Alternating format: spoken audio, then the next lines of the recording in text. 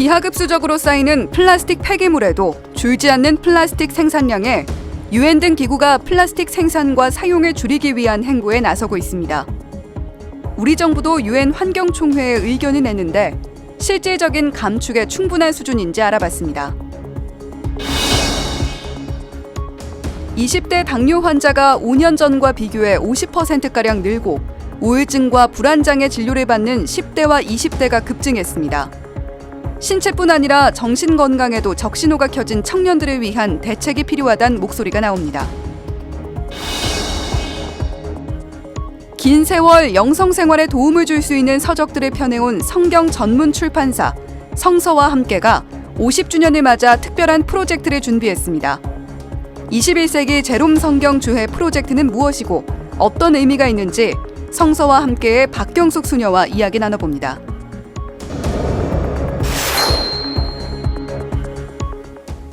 시청자 여러분 안녕하십니까? 10월 13일 금요일 CPBC 뉴스입니다. 국제사회는 내년 말까지 플라스틱 협약 체결을 목표로 정부 간 협상을 진행하고 있습니다.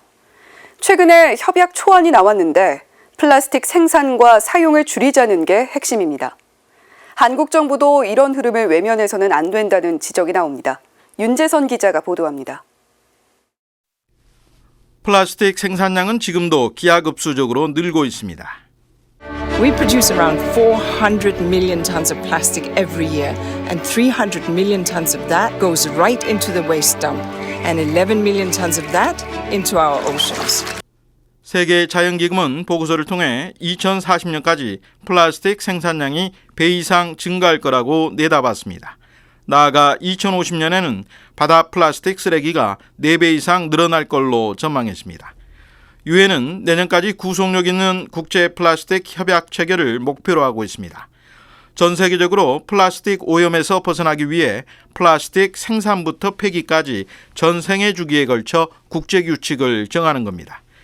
지금까지 2차례 진행된 회의에선 플라스틱 생산 자체를 줄여야 한다는 의견과 재활용을 포함한 폐기물 처리에 초점을 두자는 입장이 맞섰습니다. 국제 플라스틱 협약 정부 간 협상위원회와 유엔 환경총회는 한 달여 전 협약 초안을 내놨습니다. 플라스틱 생산과 사용 절감에 대한 내용이 포함됐습니다. 하지만 갈 길은 여전히 멀어 보입니다. 현재 그린피스에서는 플라스틱 생산이 2019년도 기준에서 75% 절감 정도는 목표로 해야 우리가 플라스틱 오염에서 벗어날 수 있다고 판단을 하고 있습니다. 한국은 어떨까? 플라스틱과 같은 생활 폐기물에서 나오는 온실가스는 국내에서만 연간 1,700만 톤. 한국은 지난 4월 재생원료 사용, 바이오 플라스틱 활용 등 주로 재활용에 초점을 맞춘 의견서를 유엔 환경총회에 냈습니다. 생산 감축을 위한 구체적 계획은 빠졌습니다. 한국은 보다 강력한 플라스틱 협약을 지지하는 그룹, 즉 플라스틱 오염 종식을 위한 우호국 연합에 속한 나라이지만 국제사회가 기대하는 역할과는 거리가 먼 게 사실입니다.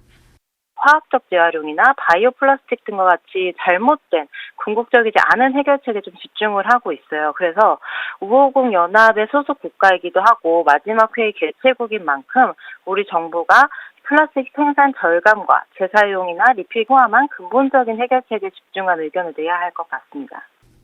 플라스틱 오염을 멈추고 지속 가능한 생태계를 유지하기 위한 노력은 그리스도인의 사명이기도 합니다.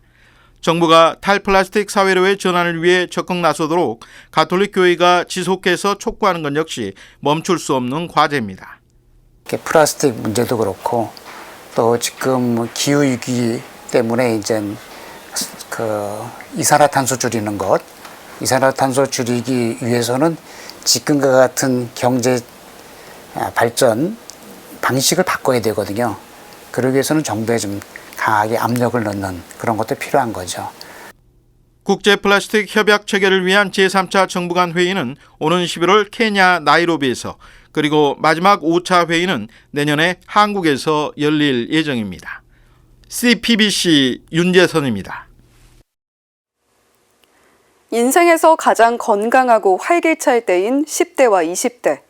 하지만 코로나19를 지나며 이들의 몸과 마음의 병이 심각해진 것으로 나타났습니다. 20대의 고혈압, 당뇨병 환자 수 증가율이 가장 높았고 10대와 20대의 자살률은 증가했습니다. 시급한 대책이 필요해 보입니다. 김현정 기자가 보도합니다. 5년 전에 비해 20대 당뇨 환자는 50% 가까이 증가한 것으로 나타났습니다. 10대 당뇨 환자 수도 26.6%나 늘었습니다. 20대 고혈압 환자는 30%나 증가했습니다. 지난해 말 기준 20대 100명 중 1명꼴로 당뇨나 고혈압으로 치료를 받았습니다. 더불어민주당 서영석 의원이 건강보험심사평가원으로부터 받은 만성질환자 현황 자료에 따르면 최근 5년간 80세 이상을 제외하고 20대에서 당뇨 및 고혈압 환자 수가 가장 많이 증가했습니다. 코로나19를 지나면서 변화된 생활습관과 식습관, 먹방과 같은 디지털 콘텐츠의 유행이 젊은 층에 큰 영향을 미친 것으로 보입니다. 탕후루, 마라탕 등 변화하는 식습관, 그리고 생활습관, 미디어의 영향, 1인 가구의 증가 등 여러 가지 사회적 변화가 만성질환 환자를 증가시켰다고 생각합니다.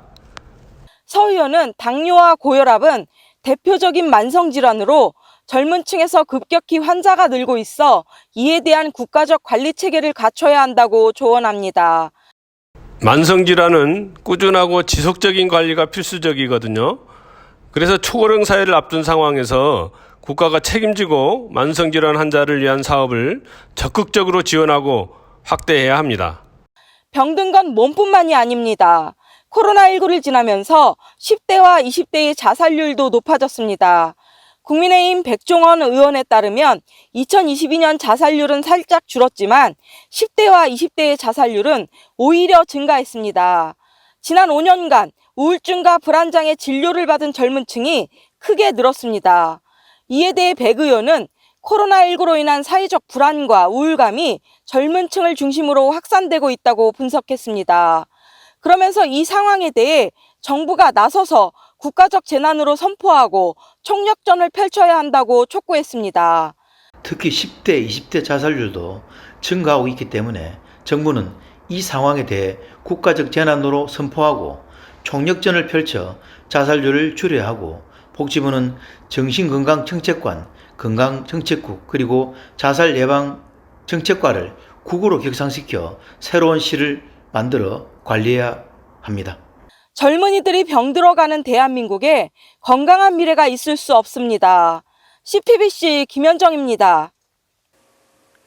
올해 무려 창사 50년을 맞은 출판사가 뜻깊은 프로젝트를 진행하고 있습니다. 그 주인공은 성서와 함께 출판사인데요. 성서와 함께 편집인이신 박경숙 수녀님 모시고 이야기 나눠보도록 하겠습니다. 수녀님 어서 오세요. 네, 안녕하세요. 박경숙 아드리아 수녀입니다. 반갑습니다. 예, 저도 반갑습니다. 먼저 창사 50주년 축하드립니다. 성서와 함께는 이 영원한 도움의 성모수도회에서 운영하는 성경 전문 출판사라고 알고 있는데요. 50주년을 맞아서 특별한 프로젝트를 준비 중이시라고요. 네, 우선 축하해 주셔서 감사하고요. 저희 성서와 함께는 1973년에 성서와 함께라는 그 가톨릭 성서 모임의 소식지로 출발을 해서 50년간 성경에 관련된 책들, 또 우리 영성 생활에 도움이 되는 책들을 펴왔는데요. 성경에서 50년이 희년이잖아요. 저희가 희년을 맞아서 하느님께 드리는 감사 예물로 또 교회와 무엇을 나눌 수 있을까 고민을 하다가 이 21세기 제롬 성경주의 번역 출판 프로젝트를 기획하게 됐습니다. 코로나 팬데믹과 기후위기로 힘들어하는 이 하느님 백성에게 그래도 가장 힘이 되는 건 하느님 말씀이라는 생각을 했고요. 또 마침 이 책이 전면 개정판이 나왔기 때문에 시기도 잘 맞아 들어갔습니다. 네, 지금 스튜디오 화면에 나오고 있는 것이 전면 개정판의 모습일까요? 요거는 저희가 앞으로 이제 33권 출간할 예정인 책들이고요. 네, 그 원서가 이제 제롬 성경주예라는 그 책이 원서가 전면 개정판으로 한 권으로 두껍게 나와 있습니다. 그렇군요. 네네. 희년 기념 도서로 선정이 되었다면 그만큼 중요한 책일 것 같다라는 생각이 듭니다. 21세기 제롬 성경주예가 어떤 책인지를 좀 먼저 들어보고 싶네요. 네. 그 제롬 성경주예는 제2차 바티칸 공회 직후인 1968년에 처음 나와서 가톨릭 성경 해석의 기준을 제시하는 그런 주예서로 자리매김을 했고요. 90년에 개정판이 나왔고 작년에는 21세기 제롬 성경 주해라는 이름으로 전면 개정판이 나왔습니다. 이 책은 성경의 창세기부터 요한묵시록까지 성경 73권 전권을 하나하나 해설해 놓은 주해서이고요. 거기에다가 성경 인문 또 성경 관련 주제글들까지 포함된 그런 책이에요. 사실 우리 교회에 아직 체계적인 주해서가 많이 부족한 상황이거든요.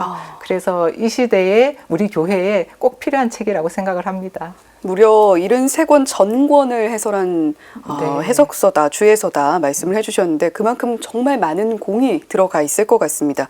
1968년부터 이어온 책이라니까 역사가 굉장히 깊어 네. 보이는데 이번 개정판의 특징을 조금 더 들어볼 수 있을까요? 네, 21세기 제롬 성경주에는 우선 가톨릭 성경 해석 원칙에 충실하면서도 이게 최신판이다 보니까 최신의 연구 성과나 또 현대 신학 또 다른 학문의 방법론까지 풍부하게 반영을 했고요. 또 교회 일치 측면에서 정교회, 유다교, 개신교에서도 필요한 부분들은 받아들였습니다. 그리고 또 하나의 특징은 다양한 필진을 들 수 있는데요.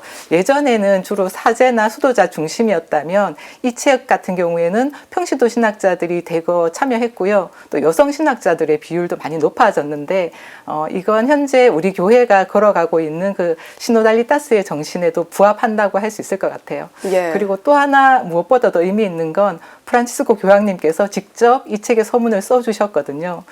교황님은 서문에서 성경 연구의 사명은 우리 신앙 공동체를 위해서 봉사하는 것이다라고 말씀하시면서 이 주해서가 바로 그런 책이라고 말씀을 해주셨어요. 네, 교황님께서 직접 또 서문까지 작성을 네. 해주셨고 말씀을 들을수록 단순한 출판 프로젝트가 아닌 것 같다라는 생각이 듭니다. 어떻게 진행이 되고 있나요? 사실 원서 한 권은 2,000쪽이 넘는 굉장히 방대한 분량이에요. 네. 그래서 저희는 이제 우리나라 실정에 맞게 신자들이 보시기 편하시도록 이걸 33권으로 나누어서 5년 동안 출간하려고 합니다. 아까 보셨듯이 33권 이렇게 저희가 나누어서 그렇게 출간을 하는데요. 네. 많은 신학자분들이 저희의 취지에 이제 공감을 해주시고 또 적극 지지해 주셔서 현재 26분의 성서학자들이 번역 작업을 해주고 계시고요. 이 프로젝트가 사실은 저희 이렇게 수도의 출판사, 한 수도의 출판사가 이렇게 하기에는 규모가 큰 프로젝트예요. 그래서 저희는 영화 만들 때 펀딩 하듯이 사전 예약을 통해서 출판 기금을 마련하고 있습니다. 사실 이런 주해서가 세상에 나온다는 것은 뭐 좋은 책이 하나 나온다 이런 의미를 훨씬 넘어서서 이러한 주해서가 계속 나와야지 한국 교회의 성서학도 발전하고 또 계속 성서학을 공부해 나갈 후학들을 양성하는 밑거름이 되는 거거든요. 저는 그런 의미에서 사전 예약해 주신 분들 또 순수하게 기부해 주신 분들께 정말 감사를 드리고 또 많은 분들이 관심을 가지고 참여해 주시면 좋겠습니다. 네, 펀딩이 아직 진행 중인 것 같은데 많은 분들의 관심이 또 필요하다라고 말씀을 해주셨습니다. 9월에 33권 중에 첫 권이죠. 창세기 주해가 출간이 됐다고 들었습니다. 감회가 남다르셨을 것 같은데요. 첫 권이 어떤 책인지 또 앞으로는 어떤 책들이 출간되는지도 궁금합니다. 네. 우선 첫 책이 나올 수 있도록 이끌어주신 하느님께 정말 감사드리고요. 사실은 모든 게 감사했어요. 네. 저희 성서와 함께 가족들, 또 수도의 수녀님들, 또 재정적 부담을 짊어져 주시는 사전 예약하신 분들, 기부해 주신 분들, 첫 책은 그렇게 해서 나왔는데요.